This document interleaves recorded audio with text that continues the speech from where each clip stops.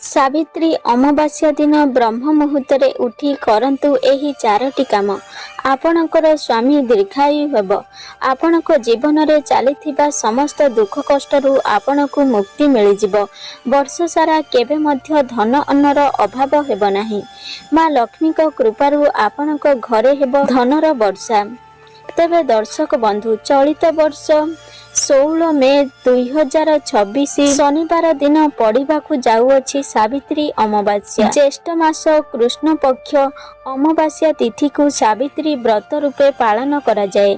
स्त्री लोक माने निज स्वामीर दीर्घायु कामना करी एही दिन लक्ष्मी नारायण शिव पार्वती को भक्तिर सहकार रे पूजा करिथांती। तेबे दर्शक बंधु चलंतु जानिबा सावित्री अमावास्या दिन केउं चारोटी काम करिबा द्वारा आपनक जीवन रे चलीथिबा समस्त दुख कष्टरू मुक्ति मिल जिवो। एही दिन अनेक प्रकारर शुभ जोगर निर्माण हेबाकु जाउअछि, जेमिति कि आयुष्मान योग, महालक्ष्मी योग, धन योग, इंद्र योग भली पूरा 62 प्रकारर शुभ योग निर्माण हेबाकु जाउअछि। तेणु एही भली एक पवित्र दिन रे आपण माने जदि एही चारोटी काम ब्रह्म मुहूर्त रे उठी करंती तेबे आपणकर समस्त मनस्कामना खूब शीघ्र पूर्ण होइथाए।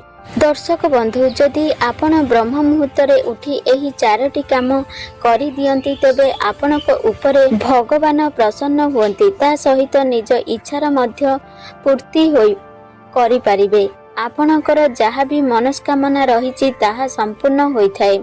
तेबे दर्शक बंधु आज मु जेउ उपायटी कहिबाकु जाउछि सेही उपायटी जेउ दिन ठारू आरंभ करिवे सेही दिन ठारू 21 दिन परे आपण निश्चित जानि पारिबे जे आपणकर इच्छा संपूर्ण होइछि कि नाही।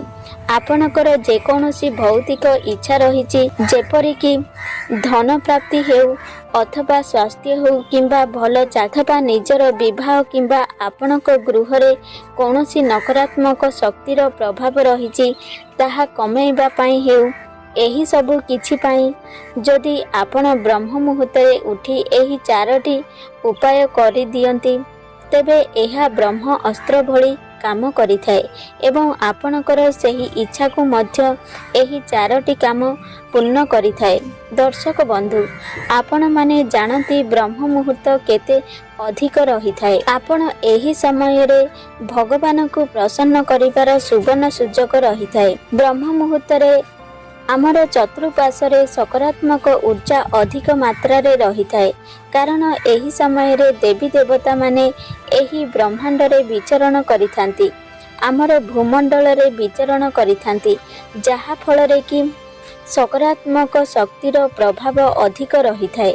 एवं एपरि मध्य मना जाए ब्रह्म मुहूर्त रे देवी देवता माने समस्तक घरे पदार्पण करिथांती। सेथिपाई आग काल रे आम घरर महिला माने ब्रह्म मुहूर्त रे उठी घरर सफा सुतरा झाड़ू पोछा करि देउथिले एवं सेमाने ब्रह्म मुहूर्त रे उठी निज गृहर मुख्य द्वार को खोली देउथिले, जहा फल रे कि देवी देवता आम गृह रे प्रवेश करि पारिबे।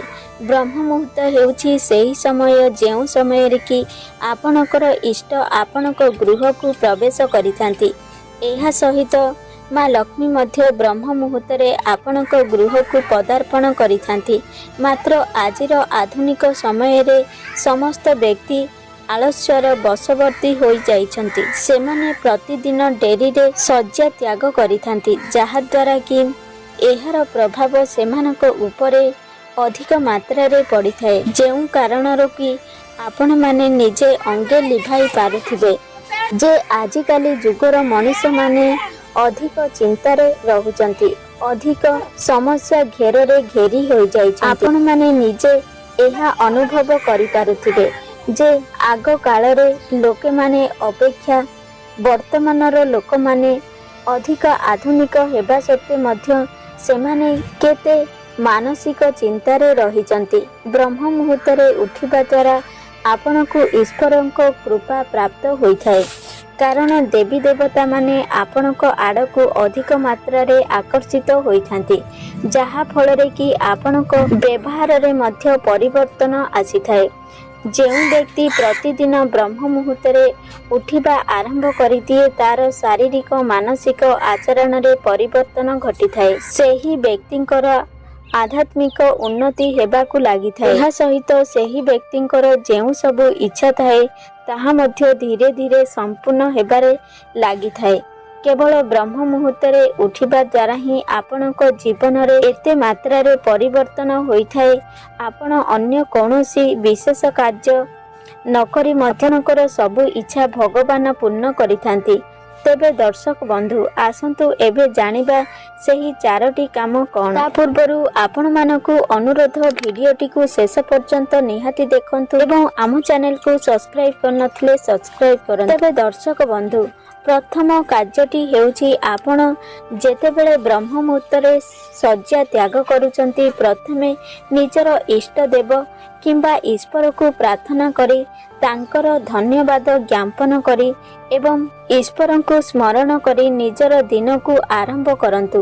ନିଜର 2 ହାତକୁ ଯୋଡ଼ି ଇଷ୍ଟଙ୍କୁ ସ୍ମରଣ କରିବା ପରେ ଆପଣ ସେହି 2 ହାତକୁ ନିଜ ମୁହଁରେ ବୁଲାଇ ଆଣନ୍ତୁ ଏବଂ ଆପଣଙ୍କର ସମ୍ପୂର୍ଣ୍ଣ ଶରୀରରେ ମଧ୍ୟ ବୁଲାଇ ଆଣନ୍ତୁ।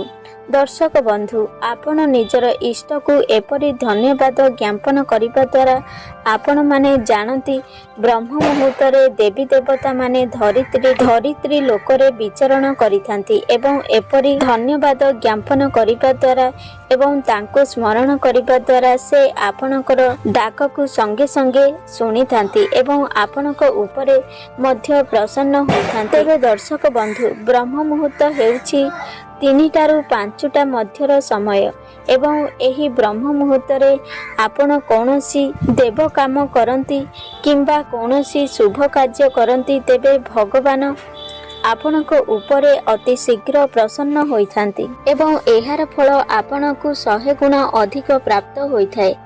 ଦର୍ଶକ ବନ୍ଧୁ ଆପଣ ପ୍ରଥମେ ବ୍ରହ୍ମ ମୁହୂର୍ତ୍ତରେ ଉଠି ଭଗବାନଙ୍କୁ ଧନ୍ୟବାଦ ଜ୍ଞାପନ କରିବା ଉଚିତ। କାରଣ ଆପଣମାନେ ଜାଣନ୍ତି ଦୁନିଆରେ ଏପରି ମଧ୍ୟ ଲୋକ ଅଛନ୍ତି ଯେଉଁମାନଙ୍କର ହାତ ଗୋଡ଼ କିମ୍ବା ଖାଇବାକୁ ମୁଠାଏ ନାହିଁ। ମାତ୍ର ଭଗବାନଙ୍କ ଦୟାରୁ ଆପଣଙ୍କ ପାଖରେ ହାତ ଗୋଡ଼ ସବୁ କିଛି ଅଛି ଏବଂ ଖାଇବାକୁ ମଧ୍ୟ ଅଛି। ତେଣୁ ଆମେ ଭଗବାନଙ୍କୁ ଧନ୍ୟବାଦ ଜ୍ଞାପନ କରିବା ଉଚିତ। ଦ୍ୱିତୀୟ କାମ ହେଉଛି ଆପଣ ନିଜର ପିତାମାତାଙ୍କୁ ସ୍ମରଣ କରି ସେମାନଙ୍କୁ ଧନ୍ୟବାଦ ଜ୍ଞାପନ କରନ୍ତୁ। କାରଣ ମାତା ପିତା ହେଉଛନ୍ତି ଭଗବାନଙ୍କର ଦ୍ୱିତୀୟ ରୂପ। କାରଣ ଭଗବାନ ବି ମାଙ୍କର ହିଁ ସାହାରା ନେଇଥାନ୍ତି। ଏହି ଭୂପୃଷ୍ଠରେ ଅବତାରଣ ଗ୍ରହଣ କରିବା ପାଇଁ ଜଣେ ମାଙ୍କର ହିଁ ଆବଶ୍ୟକତା ଥାଏ। ତେଣୁ ଭଗବାନ ମଧ୍ୟ ମାଙ୍କ ଆଗରେ ନିଜର ମସ୍ତକ ନୁଆଇଛନ୍ତି। ସେଥିପାଇଁ ଆପଣ ମଧ୍ୟ ଭଗବାନଙ୍କୁ ଧନ୍ୟବାଦ ଜ୍ଞାପନ କରିବା ପରେ ନିଜର ମାତା ପିତାଙ୍କୁ ଧନ୍ୟବାଦ ଜ୍ଞାପନ କରିବା ଉଚିତ। ଭଗବାନ ନିଜେ କହିଛନ୍ତି ଯେ ମାତା ପିତାଙ୍କ ଋଣ ଗୋଟିଏ ପିଲା କେବେ ବି ଶୁଝି ପାରି ନଥାଏ। ସେଥିପାଇଁ ଆମେ ପିତୃପକ୍ଷ ପାଳନ କରିଥାଉ ଏବଂ ଦାନ ପୁଣ୍ୟ ମଧ୍ୟ କରିଥାଉ। ସେଥିପାଇଁ ଆପଣ ନିଜ ପିତା ମାତାକୁ ଧନ୍ୟବାଦ ଜ୍ଞାପନ କରିବା ଉଚିତ ଏବଂ ପ୍ରତ୍ୟେକ ଦିନ ନିଜ ପିତାମାତାଙ୍କର ସେବା କରିବା ଉଚିତ। ତୃତୀୟରେ ଆପଣ ଯେତେବେଳେ ଶଯ୍ୟା ତ୍ୟାଗ କରି ଭୂପୃଷ୍ଠରେ ପାଦ ରଖୁଛନ୍ତି ସେତେବେଳେ ଧରିତ୍ରୀ ମାତାକୁ ଆପଣ 3 ଥର ପ୍ରଣାମ କରି ଧନ୍ୟବାଦ ଜ୍ଞାପନ କରନ୍ତୁ। ତାଙ୍କୁ କୁହନ୍ତୁ, ହେ ମାତା, ତୁମେ ତୁମ ଉପରେ ମୋତେ ସ୍ଥାନ ଦେଇଥିବାରୁ ଆପଣଙ୍କୁ ବହୁତ ଧନ୍ୟବାଦ। ଏହାପରେ ଆପଣ ନିଜର ପିତାମାତାକୁ ଧନ୍ୟବାଦ ଜ୍ଞାପନ କରନ୍ତୁ ଏବଂ ନିଜ ଇଷ୍ଟ ଦେବଙ୍କୁ ଧନ୍ୟବାଦ ଜ୍ଞାପନ କରି ତାଙ୍କୁ ଜୟ ଜୟକାର କରନ୍ତୁ। ଏପରି କରିବା ଦ୍ୱାରା ଆପଣଙ୍କର ଇଷ୍ଟ ଦେବୀ ଦେବତା ସମସ୍ତେ ଆପଣଙ୍କ ପାଖାପାଖିରେ ଥାଆନ୍ତି। ସେମାନଙ୍କୁ ସ୍ମରଣ କରି ସେମାନଙ୍କୁ ଧନ୍ୟବାଦ ଜ୍ଞାପନ କରି ଜୟ ଜୟକାର କରିବା ଦ୍ୱାରା ସେମାନେ ଆମ ଉପରେ ଅତି ଶୀଘ୍ର ପ୍ରସନ୍ନ ହୋଇଥାନ୍ତି। ଏହାପରେ ସବୁଠାରୁ ଗୁରୁତ୍ୱପୂର୍ଣ୍ଣ କାର୍ଯ୍ୟ ହେଉଛି ଏତିକି କାର୍ଯ୍ୟ କରିସାରିବା ପରେ ନିଜର ପ୍ରାର୍ଥନା ଭଗବାନଙ୍କୁ ଜଣାନ୍ତୁ।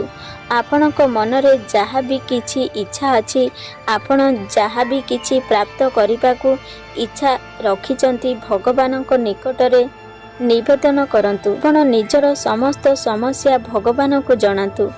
ଆପଣମାନେ ନିଜେ ଅନୁଭବ କରିପାରିବେ ଭଗବାନ ସେହି ସମୟରେ ଆପଣଙ୍କର ନିକଟରେ ଥାନ୍ତି।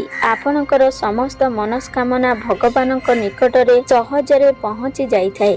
ସେହି ସମୟରେ ଆପଣ ନିଜର ସମସ୍ତ ଇଚ୍ଛାକୁ ଭଗବାନଙ୍କୁ ଜଣାଇବାର ସୁବର୍ଣ୍ଣ ସୁଯୋଗ। ଏପରି କରିବା ଦ୍ୱାରା ଆପଣ ନିଜେ ଅନୁଭବ କରିପାରିବେ ଯେ ଯେଉଁ ଦିନଠାରୁ ଏହି କାର୍ଯ୍ୟ ଆରମ୍ଭ କରିଛନ୍ତି ସେହି ଦିନର 21 ଦିନ ମଧ୍ୟରେ ଆପଣଙ୍କ ଇଚ୍ଛା ପୂର୍ଣ୍ଣ ହେବ। ଦର୍ଶକ ବନ୍ଧୁ, ପ୍ରତ୍ୟେକ କାର୍ଯ୍ୟ ଆପଣଙ୍କର ବିଶ୍ୱାସ ଧୈର୍ଯ୍ୟ ସବୁଠାରୁ ବଡ଼ ଭୂମିକା ଗ୍ରହଣ କରିଥାଏ। ଆପଣ ନିଜ ମନରେ ପ୍ରକୃତ ଶ୍ରଦ୍ଧା ବିଶ୍ୱାସ ଭଗବାନଙ୍କ ଠାରେ ଭକ୍ତି ରଖି ଏହି କାର୍ଯ୍ୟ କରନ୍ତି ତେବେ ଶୁଭ ଫଳ ପ୍ରାପ୍ତ କରିବେ। ମାତ୍ର ଯଦି ଆପଣଙ୍କ ମନରେ ବିଶ୍ୱାସ ନଥାଇ ଶ୍ରଦ୍ଧା ନଥାଇ ଧୈର୍ଯ୍ୟ ନଥାଇ ତେବେ ଆପଣଙ୍କୁ କୌଣସି ଶୁଭ ଫଳ ପ୍ରାପ୍ତ ହେବ ନାହିଁ। ତେଣୁ ଆପଣ ଯେକୌଣସି କାର୍ଯ୍ୟ କରୁଛନ୍ତି ସେହି କାର୍ଯ୍ୟରେ ପୂର୍ଣ୍ଣ ମାତ୍ରାରେ ବିଶ୍ୱାସ ଧୈର୍ଯ୍ୟ ଶ୍ରଦ୍ଧା ରହିବା ଆବଶ୍ୟକ। ଏହା ଥିଲା ସେହି 4ଟି ସହଜ କାମ ଯେଉଁ କାମକୁ ଆପଣ ଯଦି ବ୍ରହ୍ମ ମୁହୂର୍ତ୍ତରେ କରିବେ ତେବେ ଆପଣଙ୍କ ଜୀବନରୁ ସମସ୍ତ ସମସ୍ୟା ଦୂର ହେବା ସହିତ ଆପଣଙ୍କୁ ଭଗବାନଙ୍କର କୃପା ମଧ୍ୟ ପ୍ରାପ୍ତ କରିପାରିବେ, ଯାହାଫଳରେ ଆପଣଙ୍କର ଆଧ୍ୟାତ୍ମିକ ଉନ୍ନତି ହେବା ସହିତ ଧନ ଜନିତ ସମସ୍ତ ପ୍ରକାରର ସମସ୍ୟାର ଅନ୍ତ ହୋଇଥାଏ।